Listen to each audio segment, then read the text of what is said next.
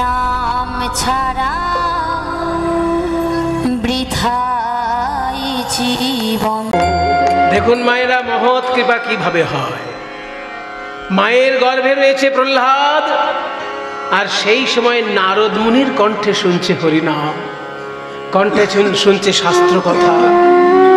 এইভাবে গর্ভস্থ অবস্থায় প্রহ্লাদ কিন্তু সর্বশাস্ত্রজ্ঞ হয়ে উঠল। নারদের কণ্ঠে সংকীর্তন শিক্ষা হয়ে গেল তার। তারপর যখন হিরণ্যকশিপু যুদ্ধ করে ফিরে এলেন নিজ বাসভবনে, একদিন নারদ মুনি এসে কয়াধুকে দিয়ে গেল। তখন পূর্ণ গর্ভবতী অবস্থায় কয়াধু হিরণ্যকশিপুকে বলল, শোনো হিরণ্যকশিপু, তুমি তো গেছিলে মন্দার পর্বতে, আর ইন্দ্র এসে তোমার রাজ্য দখল করেছিল। যেই তুমি এসেছো আবার সব দেবতারা পালিয়েছে। তোমার ভয়ে তারা অস্থির, কিন্তু তোমার অবর্তমানেই তোমার দখল করতে এসেছিল রাজ্য। কিন্তু আমি দেবতাদের পক্ষেও নেই, আবার তোমাদের পক্ষেও নেই। আমি সবসময় নিজে এত নিরপেক্ষ থাকি। যার আমি ভালো কাজ দেখি তার মুখের উপর বলি, আর যার মন্দ কাজ দেখি তাকেও মুখের উপর বলি।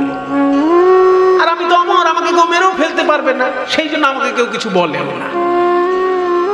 ইন্দ্র যখন তোমার স্ত্রীকে নিয়ে যাওয়ার জন্য সাহস দেখাচ্ছিল, আমি বললাম তুমি মহা অপরাধ করছো এই হিরণ্যকশিপুর স্ত্রীকে স্বর্গে নিয়ে যাওয়ার জন্য, তাই একে দাও, আমার আশ্রমে থাকবে তোমার স্ত্রী।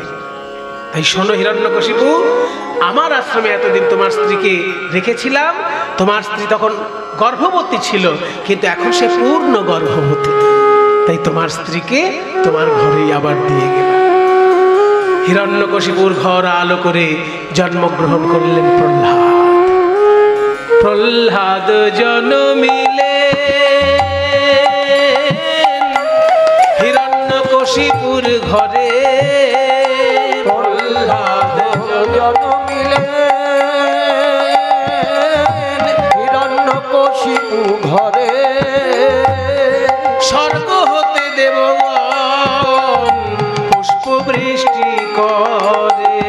ওই স্বর্গ হতে দেবগণ পুষ্প বৃষ্টি করে। এবার উলুধ্বনি শঙ্খধ্বনি করে নারীগণ। উলুধ্বনি শঙ্খধ্বনি করে নারীগণ। উলুধ্বনি শঙ্খধ্বনি করে নারীগণ। উলুধ্বনি শঙ্খধ্বনি করে নারীগণ। উলুধ্বনি শঙ্খধ্বনি করে নারীগণ। বাহু তুলে জয়ধ্বনি করে ভক্তগণ। বাহু তুলে জয়ধ্বনি করে ভক্তগণ। বাহু তুলে জয়ধ্বনি করে ভক্তগণ। বাহু তুলে জয়ধ্বনি করে ভক্তগণ। বাহু তুলে জয়ধ্বনি করে ভক্তগণ। কিবা বাহু তুলে জয়ধ্বনি করে ভক্তগণ। আনন্দ ধরে না, আনন্দ ধরে না, আনন্দ ধরে না, আনন্দ ধরে না। প্রহ্লাদের জন্মকালে আনন্দ ধরে। ওই প্রহ্লাদেরও জন্ম হেরি আনন্দ ধরে না। প্রহ্লাদের জন্ম হেরে সবে জয়ধ্বনি ওই করে। প্রহ্লাদেরও জন্ম হেরি সবে জয়ধ্বনি করে। প্রহ্লাদেরও জন্ম হেরি সবে জয়ধ্বনি করে। প্রহ্লাদেরও জন্ম হেরি সবে জয়ধ্বনি করে। আনন্দ ধরে না। বাহু তুলে হরি বলে ভক্তগণ। বাহু তুলে হরি বলে ধরে ভক্তগণ। গুরুদেব শুক্রাচার্যকে ডেকে আনো। আমার ঘরে ছেলে জন্ম নিয়েছে, শুক্রাচার্যের চরণে যতক্ষণ না দক্ষিণা প্রণাম দিচ্ছি ততক্ষণ আমার মনে শান্তি হচ্ছে না। আমাদের দৈত্যকুলের গুরুদেব তিনি, আমাদেরকে রক্ষা করার জন্য পদে পদে আমাদেরকে তিনি শিক্ষা দেন। তাই শুক্রাচার্যকে ডেকে নিয়ে এসো। শুক্রাচার্য এলেন হিরণ্যকশিপুর রাজ দরবারে, সাষ্টাঙ্গ প্রণাম জানালেন হিরণ্যকশিপু শুক্রাচার্যের চরণে। গুরুদেব, আমার বংশধর জন্মগ্রহণ করেছে, শুধু আপনার আশীর্বাদ চাই। শুক্রাচার্য হাত তুলে বললেন, শোনো হিরণ্যকশিপু, মানুষ নানান ভাবে অমর হতে পারে। কেউ সুকর্মে অমর হয়ে থাকে, কেউ কুকর্মেও আবার অমর হয়ে থাকে। আমি ভগবানের কাছে প্রার্থনা করি, তোমার এই পরিবারের নাম ইতিহাসের পাতায় যেন স্বর্ণাক্ষরে লেখা থাকে। গুরুদেবকে সম্মান জানালেন, কিন্তু শুধু সম্মান জানালেই হবে না। বলে, শুনুন গুরুদেব, আমার একটা প্রার্থনা আছে আপনার চরণে। হ্যাঁ বলো। আপনার দুই পুত্র তারা আপনারই মতন মহাপণ্ডিত। শুক্রাচার্যের দুটি ছেলে, কিন্তু আপনার দুই পুত্র তারা আপনারই মতো মহাপণ্ডিত।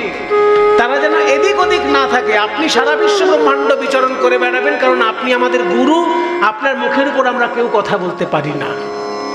কিন্তু আপনার দুই পুত্র তারা যেন আমার রাজ দরবারে রাজ পণ্ডিতের আসন অলঙ্কৃত করে, এইটুকু আমার প্রার্থনা। তারা যেন এই রাজ্য ও রাজ্য ঘুরে না বেড়ায়, আমার রাজ্যে যেন তারা রাজ পণ্ডিত হয়ে থাকে। শুক্রাচার্য বললেন, তাই হবে হিরণ্যকশিপু। আমার একটি ছেলের নাম ষণ্ড, আরেকটি ছেলের নাম অমর্ক। ষণ্ড আর অমর্ক দুটি ছেলেকে একসঙ্গে ডাকা হয় ষণ্ডামর্ক বলে। বাঙালিরা অনেক সময় বলে না ষণ্ডামার্কা চেহারা, এই শব্দটা কিন্তু এখান থেকে এসেছে। বেশ কি বলে, হৃষ্টপুষ্ট গাট্টা চেহারা হলে বলে না ষণ্ডামার্কা। এই শব্দটা কিন্তু এখান থেকে এসেছে। শুক্রাচার্যের দুটি ছেলে, দুজনই পণ্ডিত, কিন্তু নামগুলো এরকম। একজনের নাম হচ্ছে ষণ্ড, একজনের নাম অমর্ক। ষণ্ডামর্ক দুই ভাই, একজন নয় কিন্তু, ষণ্ড আর অমর্ক দুই ভাই। হিরণ্যকশিপুর রাজ দরবারে তারা রাজ পণ্ডিতের আসন অলঙ্কৃত করলেন। আসলে হিরণ্যকশিপু চাইছে যে আমার ছেলে তো দুদিন পরে বড় হবে, এই পণ্ডিতদের ছত্র ছায়ায় যেন সে বড় হয়, শিক্ষাটা যেন লাভ করে।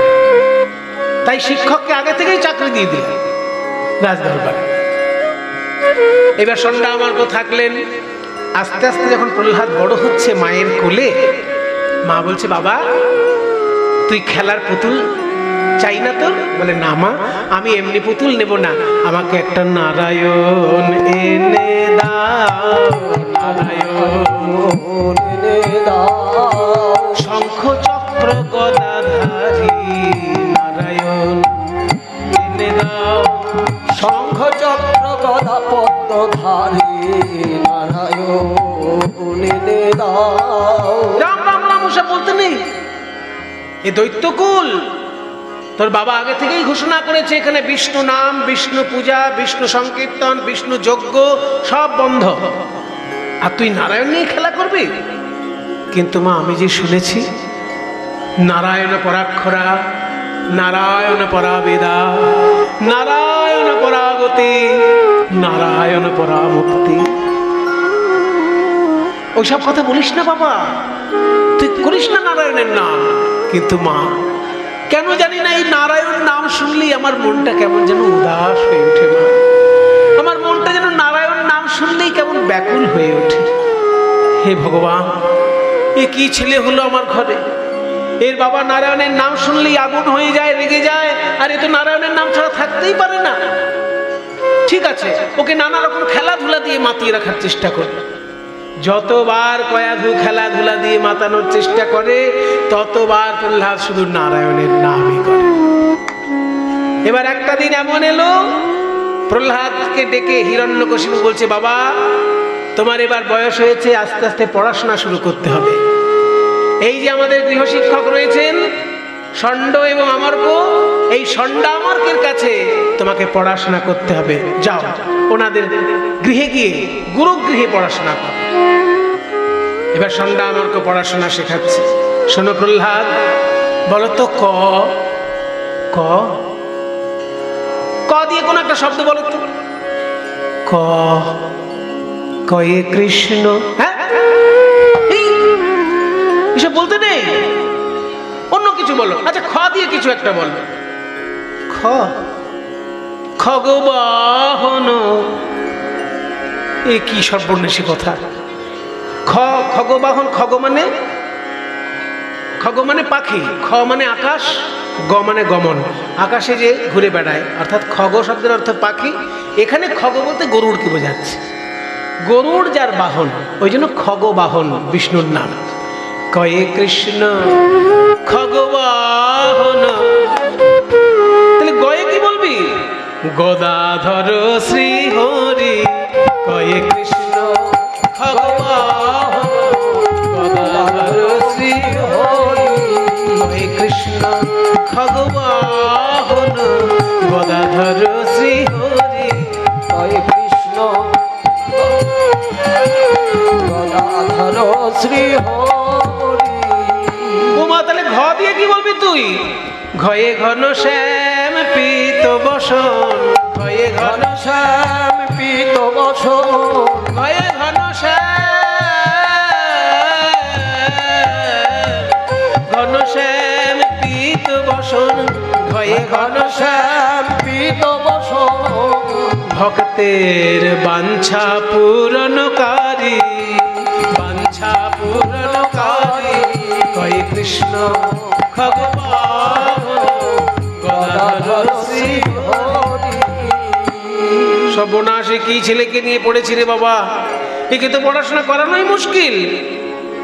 শোন বাবা, আমাদের দৈত্যকুলে 3টে বিষয়ের বেশি পড়া হবে না। 3টে বিষয় আর 3টে উপবিষয়। আমি একটু প্রাচীন শিক্ষা সম্পর্কে কথা বলছি। দৈত্যকুল আর দেবকুল, দুটো কুলে দু রকমের শিক্ষা হতো। দৈত্যকুলের শিক্ষা ছিল 3টে প্রধান, আর দেবকুলের শিক্ষা ছিল 4টে প্রধান। একটা শিক্ষা শুধু দেবকুলের থাকতো, দৈত্যকুলের থাকতো না। সেটা কি বলছি? দৈত্যদের শেখানো হতো 3টে বিষয়: ধর্ম, অর্থ এবং কাম। ধর্মশাস্ত্র, অর্থশাস্ত্র, কামশাস্ত্র এই পর্যন্ত দৈত্যদের শিক্ষার বিষয়। আর দেবতাদের মধ্যে শিক্ষার বিষয় 4টি: ধর্ম, অর্থ, কাম এবং মোক্ষ। ওই জন্য হিরণ্যকশিপু বলেছিলেন, মোক্ষ টক্ষ যেন আমার রাজ্যে শিখানো না হয়। ওই মুক্তি লাভ, ওইসব কথা আমি বিশ্বাস করি না। কাজে মুক্তি লাভের কোনো প্রসঙ্গ যেন না আসে শিক্ষার মধ্যে। আমাদের শিক্ষার মধ্যে থাকবে ধর্ম। ধর্ম বলতে এখানে শুধু পূজা অর্চনা নয়, কিন্তু ধর্ম মানে দায়িত্ববোধ। শিক্ষক সময় মতো শিক্ষা দেবে, ছাত্র সময় মতো ক্লাস করবে, অফিসার সময় মতো অফিসে যাবে। প্রত্যেকটি কাজ যে যার দায়িত্ব পালন করেন, এটাকে তখনকার দিনে ধর্মশাস্ত্র বলা হতো। ধর্ম শব্দের অর্থ এখানে দায়িত্ববোধ।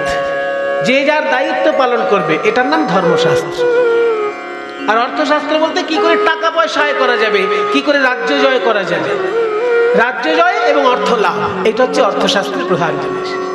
আর কামশাস্ত্র, কিভাবে সংসারকে আরো বংশ বিস্তার কিভাবে করা যাবে, সেইটা জানার জন্য কামশাস্ত্র। এই ধর্ম, অর্থ, কাম 3 রকমের শিক্ষাকে বলা হতো ত্রিবর্গ শিক্ষা। আর যারা অসুর প্রকৃতির বিরুদ্ধে দৈব প্রকৃতির রাজা ছিলেন, তাদের মধ্যে আর একটা বেশি থাকতো মোক্ষ শিক্ষা। তারা ভাবতেন যে মুক্তি লাভের কথা যদি না আসে, তাহলে ধর্ম, অর্থ, কাম 3টেই বিপদের কারণ হয়ে দাঁড়ায়। মানুষের আত্যন্তিক মঙ্গল হয় না। মানুষের সর্বাঙ্গীন মঙ্গল যদি হতে হয়, তাহলে ধর্ম, অর্থ, কামের সঙ্গে মোক্ষ জ্ঞানটাও থাকা দরকার। কিন্তু হিরণ্যকশিপু বলেছেন, আমার রাজ্যে ওইসব মোক্ষ টক্ষ চলবে না। মুক্তি লাভের কোনো গল্প নেই। ধর্মশাস্ত্র পড়বে মানে দায়িত্ব পালন করার শিক্ষা নেবে, অর্থশাস্ত্র নেবে মানে রাজ্য জয় করার জন্য অর্থ উপার্জন, কিভাবে কর নির্ধারণ করবে, এগুলো শিখবে। আর কামশাস্ত্র, কিভাবে বংশবৃদ্ধি করা যায়, সেই শাস্ত্রটা যেন শেখে। কিন্তু এই ছেলে তো প্রথম থেকেই হরিনাম করছে, একে কি শেখানো যায়? তবুও শুক্রাচার্যের ছেলে ষণ্ড এবং অমর্ক যতটা পারল ধর্ম, অর্থ, কাম ত্রিবর্গ শিক্ষা প্রহ্লাদকে দিল। যখন একটুখানি বড় হয়েছে প্রহ্লাদ, প্রাইমারি এডুকেশন আমরা যেটাকে বলি, সেটা যখন কমপ্লিট হয়েছে মনে হচ্ছে, তখন একদিন হিরণ্যকশিপু ডাকলেন, বাবা আজকে আমি তোমার পরীক্ষা নেব। শিক্ষকের কাছে তুমি কি শিক্ষা লাভ করেছো?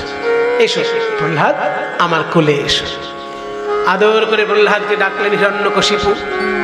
বলো তো বাবা, শিক্ষার মূল বিষয়বস্তু কি হওয়া উচিত? এবার যদি ঠিক ঠিক শুক্রাচার্যের ছেলেদের কথা শুনতো, তাহলে বলতো ধর্ম, অর্থ এবং কাম এই 3টেই আমাদের শিক্ষার প্রধান বিষয়বস্তু হওয়া উচিত। কিন্তু প্রহ্লাদ নতুন কথা শোনালো। এই প্রথম প্রহ্লাদের মুখ থেকে বেরোলো হিরণ্যকশিপুর সামনে যে শিক্ষার মূল বিষয় কি হওয়া উচিত।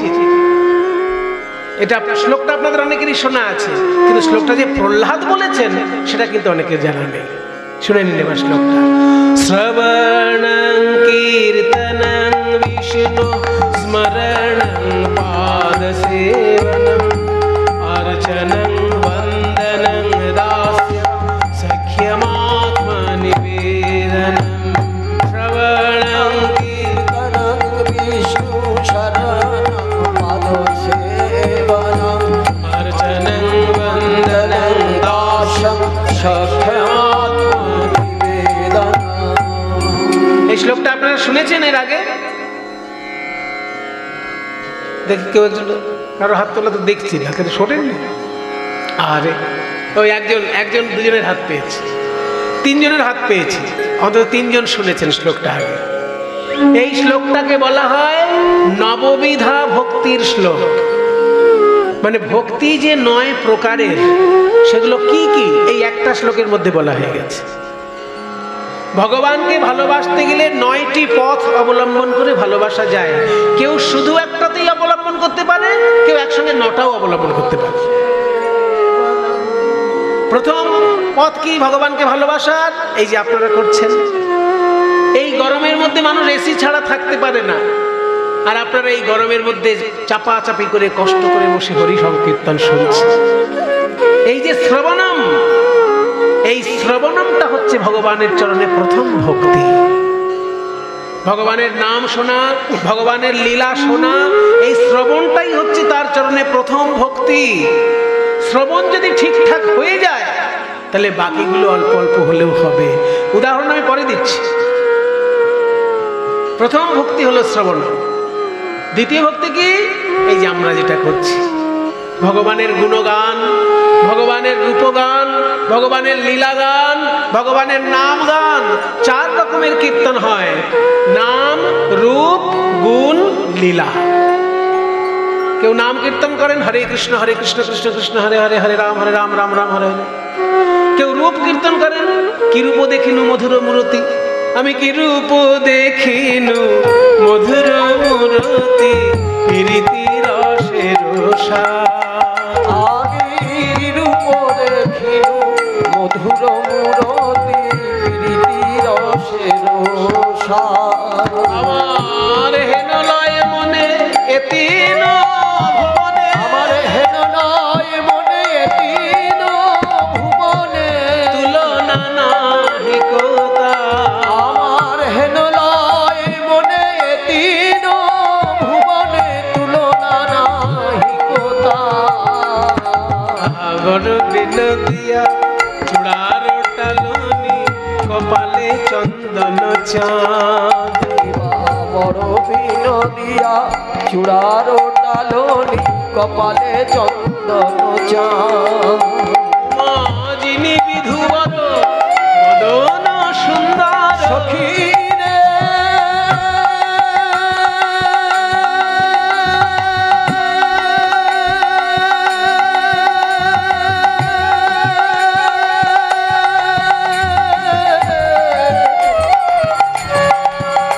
সখী রে,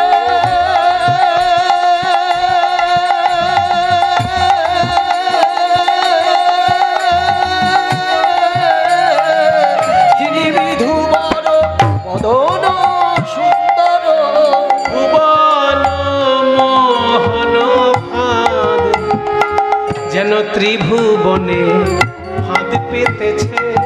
যেন ত্রিভুবনে ফাঁদ পেতেছে। রূপ নয়, রূপ নয়, রূপের ফাঁদ। ত্রিভুবনে ফাঁদ পেতে, যেন ত্রিভুবনে ফাঁদ পেতেছে। ভক্তের মন হরিণী ধরবে বলে ত্রিভুবনে ফাঁদ পেতেছে। ভক্তের মন হরিণী ধরবে বলে ত্রিভুবনে ফাঁদ পেতেছে। মন হরিণী ধরবে বলে ওই ভুবন মোহন রূপের জালে। মন হরিণী ধরবে বলে ভুবন মোহন রূপের জালে।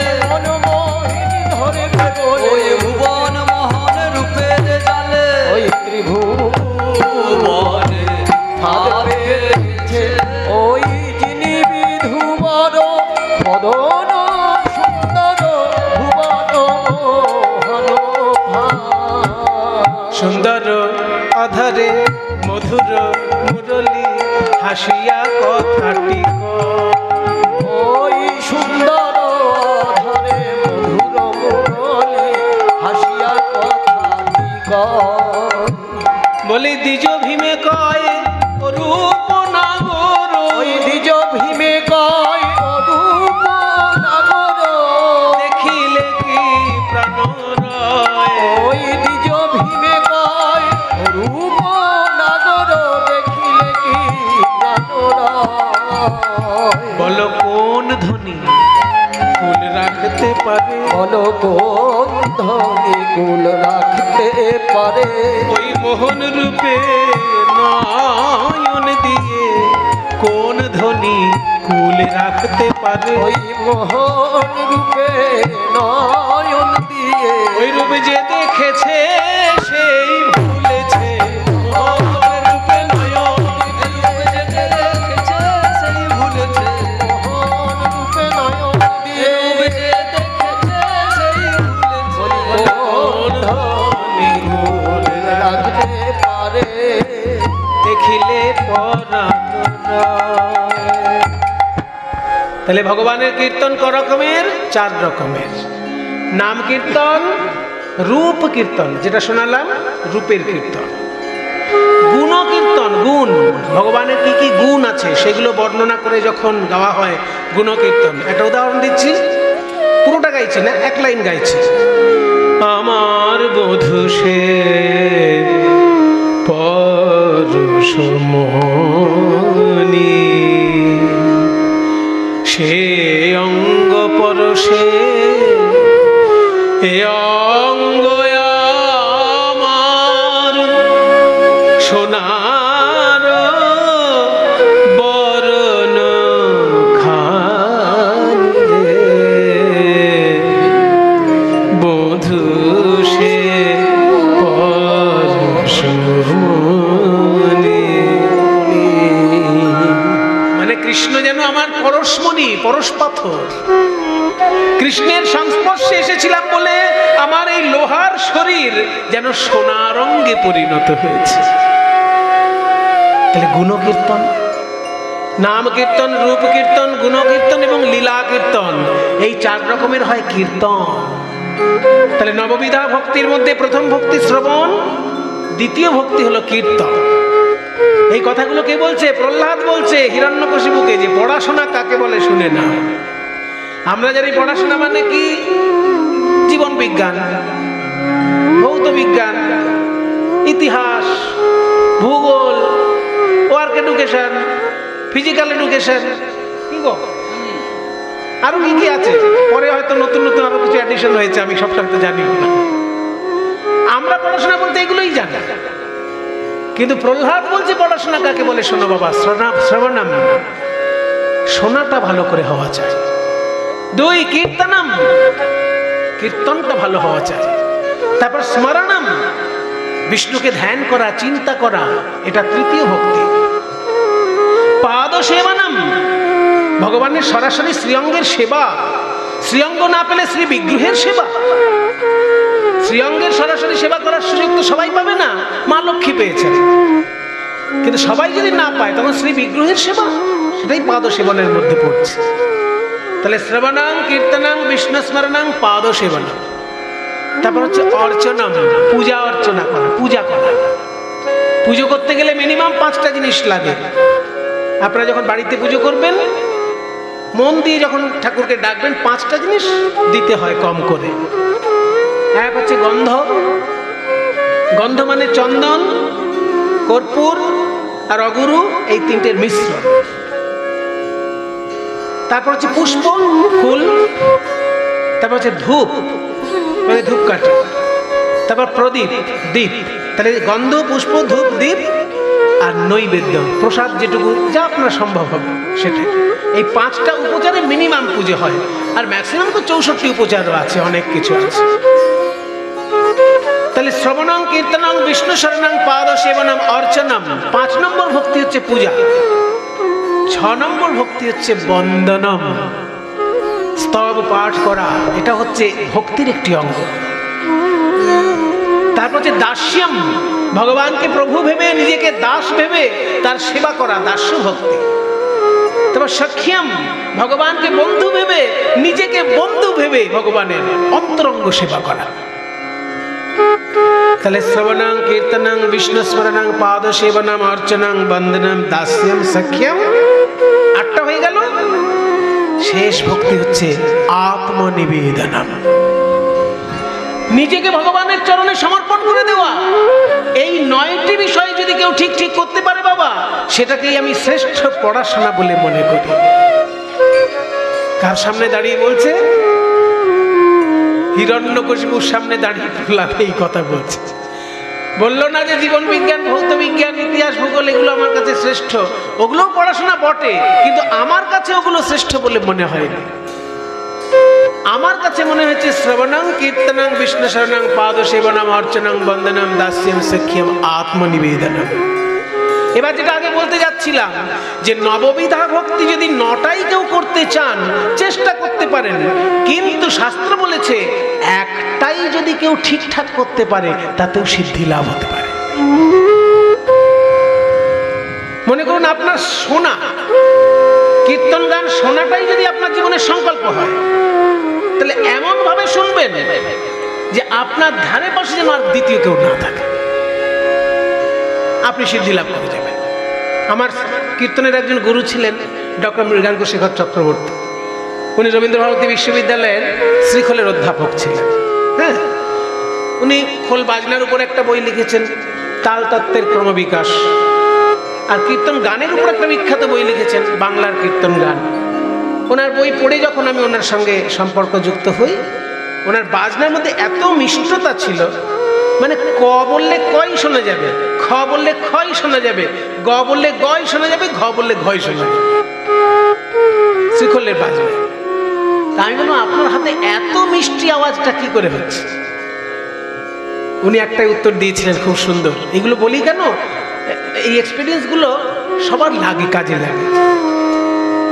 উনি বলেছিলেন, বামুন হয়ে যখন চামড়ায় হাত দিয়েছি, আমি এর একদম শেষ দেখে ছাড়বো, এটা ছিল আমার সংকল্প। কত বড় কথা বলুন তো। মৃগাঙ্কশেখর চক্রবর্তী। তা আমি খোল বাজনা যখন শিখেছি, ব্রাহ্মণ হয়ে যখন চামড়ায় একবার হাত দিয়েছি, আমি একদম তার শেষ দেখে ছাড়ব, এই ছিল আমার সংকল্প। তাই অনেক গুরুর সান্নিধ্যে গিয়ে আমি বাজনাটাকে সুন্দর করে শিখতে পেরেছি। ওই জন্য বললাম যে নববিধা ভক্তির মধ্যে যদি একটাও আপনি ঠিকঠাক করতে পারেন, অতি সিদ্ধি লাভ হয়ে যাবে। প্রমাণ আছে, প্রমাণ ছাড়া কথা বলবো না। এবার প্রমাণটা দিচ্ছি। শ্রী বিষ্ণু শ্রবণে পরীক্ষিত ভবৎ বৈয়াসকি কীর্তনে প্রহ্লাদ শ্রবণে তদঙ্ঘ্রি ভজনে লক্ষ্মী পৃথু পূজনে সর্বস্বাত্মনিবেদনে বলিরভূত কৃষ্ণাপ্তিরেষাং পরম। বলছে শ্রী বিষ্ণু শ্রবণে পরীক্ষিত ভবৎ। শুধু শ্রবণ করে সিদ্ধি লাভ যদি কেউ করে থাকে বিশ্ব ব্রহ্মাণ্ডে, তার নাম হচ্ছে রাজা পরীক্ষিত। 7 দিন ধরে ভাগবত শুনবেন বলে বসেছেন, খাওয়া বন্ধ, বাথরুম যাওয়া বন্ধ, সমস্ত কিছুর উপর নিয়ন্ত্রণ শরীরে তার। 7 দিন একটানা বসে হরিকথা শ্রবণ করেছেন, শেষ দিন দেহত্যাগ করেছেন। আর কে পারবে, কে পারবে সংকল্প করতে? খাওয়া ঘুম সব বন্ধ করে দিয়ে বসেছেন 7 দিনের জন্য। ভাগবত সম্পূর্ণ হলো, তারপরে যে মুনিপুত্রের অভিশাপ, হ্যাঁ, যে তক্ষক দংশনে মৃত্যু হবে। এবার তার উপর তো আর জমের কাজ হবে না। সে যদি মনে করে আমি মরবো না, তাহলে মরবে না। সেই জন্য হলো কি, তক্ষক কিছুতেই মারতে পারছে না। যখন 7 দিন ভাগবত শোনার পর একটা ফল খেতে বসেছে, সেই ফলের মধ্যে একটা ছোট্ট পোকা দেখা যাচ্ছে। হ্যাঁ গো, রাজাকে যখন ফল দেওয়া হবে তার মধ্যে পোকা থাকতে পারে? রাজাকে কিছু, আমাকে কোনো খাবার দিলে হয়তো পোকা টোকা থাকতে পারে, কিন্তু প্রধানমন্ত্রী যদি এখানে এসে তার খাবারে কোনো পোকা থাকবে? হ্যাঁ, তাহলে রাজার খাবারে পোকা এলো কোত্থেকে? আসলে ওই পোকাটাই ছিল তক্ষক। তখন রাজা পরীক্ষিত নিজেই বললেন যে যেহেতু আমি অপরাধ করেছি একজন ঋষিপুত্রের কাছে, সেই জন্য এই ফলের মধ্যে যে ছোট পোকা ওটাই আমাকে তক্ষক হয়ে দংশন করুক। নিজে বললেন। এইটা যদি উনি না বলতেন, তক্ষকের ক্ষমতা নেই রাজা পরীক্ষিতকে মেরে ফেলে, কারণ 7 দিন ধরে তিনি কৃষ্ণ কথা শুনে কৃষ্ণময় হয়ে আছে। তাই রাজা পরীক্ষিত নিজেই বললেন যে আমি যেহেতু অপরাধ করেছি, মুনির গলায় সাপ জড়িয়ে দিয়েছি, এটা কি ভালো করেছি একজন রাজা হয়ে? তাই আমার অপরাধের শাস্তি আমার পাওয়া উচিত। ভাগবত শুনে আমার জীবন ধন্য হয়েছে, কিন্তু শাস্তি আমার পাওয়া উচিত। ওই ছোট্ট পোকাটা তক্ষক হয়ে আমাকে দংশন করল। সঙ্গে সঙ্গে সেই ছোট্ট পোকা তক্ষক হয়ে রাজাকে দংশন করলেন, পরীক্ষিতের মৃত্যু। তাহলে সিদ্ধি লাভ করেছেন শ্রবণ করে কে? রাজা পরীক্ষিত। তিনি ইচ্ছা মৃত্যু বরণ করেছেন। তার মৃত্যুটা সরাসরি হয়নি, তার ইচ্ছা হয়েছে তাই মৃত্যু হয়েছে। তাহলে শ্রী বিষ্ণু শ্রবণে পরীক্ষিত ভবৎ, শ্রবণে সিদ্ধি লাভ করলো রাজা পরীক্ষিত। কীর্তনে কে? বৈয়াসকি কীর্তনে। বৈয়াসকি মানে একদম প্রথমে বলেছিলাম ব্যাসদেবের পুত্র সুখদেব। সুখদেব হচ্ছেন কীর্তনে সর্বশ্রেষ্ঠ। যে যেখানেই কীর্তন গান করুক না কেন, যে যত বড়ই শ্রেষ্ঠ হোক, সুখদেব গোস্বামীর উপরে কাউকে উঠতে হবে না। তার কারণ তিনি মায়ের গর্ভে থেকে কীর্তন শিক্ষা করেছেন। যেটা শোনা যায় শাস্ত্রে, বিশ্বাস করবেন কি না করবেন আপনার ব্যাপার, ব্যক্তিগত ব্যাপার হতেই পারে। শোনা যায় যে 16 বছর তিনি মাতৃগর্ভে ছিলেন এবং 16টা বছর তিনি বেদব্যাসের কাছে ভাগবত শুনে শুনে মুখস্থ করে ফেলেছেন মাতৃগর্ভে থেকে।